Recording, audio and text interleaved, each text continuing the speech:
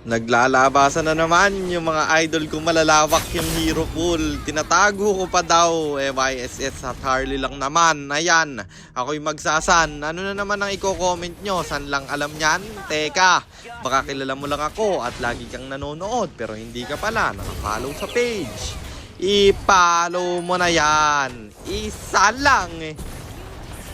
Hi guys, nandito na tayo sa 589th day ng 1 game per day, and ang standing natin bago yung game na to ay 496, 92, 496 wins and 92 losses. At kung mapapansin nyo, solo tayo kaya 4 bubuhatin ko dito. So ayun, nandito na tayo sa pang 589 na araw ng isang game kada araw.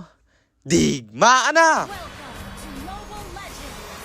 Walang masyadong nangyaring clash ng early kaya dumiretso tayo sa turtle fight. Ako makakakuha at yung glue nila na palalim pa. Umapit kasi siya sa Kimi namin. Natakalaing mong nakatakas pa yung Kimi men. Naka-flicker out siya. Glue patuloy yung napasama. Sabay diretso sa baba at nakikill ko yung harit nila. Kill na sana ng Granger yun guys. Pero akin syempre jungle ako. Kailangan ko ng item bro. At naalabangan yung Hanabi nila. May respong gagawin yung Tigreal. Pero meron pa naman akong dash. At wala na siyang kawalaman. Ako na sana'y mananakbo at di diretso sa turtle bro. Pero yung Roger naghabol. Nagkamarli siya ng first kill boy. Nastanan si Lena at siya'y pulahan. Dahil doon siya'y mabibigyan ng Granger namin. Nagamit pa retry niya. Turtle dito. Binurse ko na pero yung harit di papayag. Contest pa rin. Nakuha ko yung turtle doon at bagsak pa. Harit nila men. Dahil doon walang magde-def sa gitna at basag tuloy yung tore nila. May turtle, may kill, may bonus tower pa at yung top lane basag ko na rin. Harit dito pupush men. Gusto niyang makabawi at dahil doon patay na naman siya. Aray ko, tuloy-tuloy na snowball ng San ko. Bagsak rin yung Hanabi.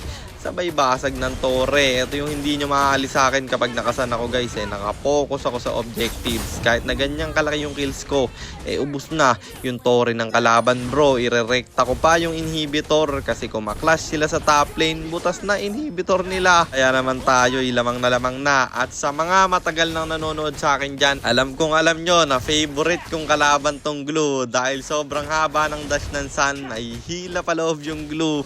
At bagsak siya dito. Ito rin yung dahilan kung bakit nagsan ako sa game na to. Bukod sa bagay sa kalaban, eh yung glue na counter ko pa bro. Bagsak yung tatlo. Babasag tayo ng tore. Roger pilit magde-def pre. May isang minion kaya tinower ko na pero mare-retry ng Roger nila. Kaya it-out ko na lang at ako'y umabang. Sakto naman na dumaan dito yung mga kalaban at di nila chinek yung damuhan. Dahil doon inabutan ng palo yung Hanabi. Ako pa'y nagka-ulti. Harit babagsak rin. Tigreal susunod ko men. Glue rin ay napalalim kaya pwede tayong magmenyak. Nakamenyak tayo doon. Wipeout pa yung kalaban. Kaya nirekta na natin sa baba. At ako'y nag-tower lock. Kaya natapos ang laban. At panalo na naman tayo. And ang standing na natin ay 497, 92, 497 wins and 92 losses. At pag-usapan natin yung about dun sa post. Bakit nga ba tinatago ko yung hero?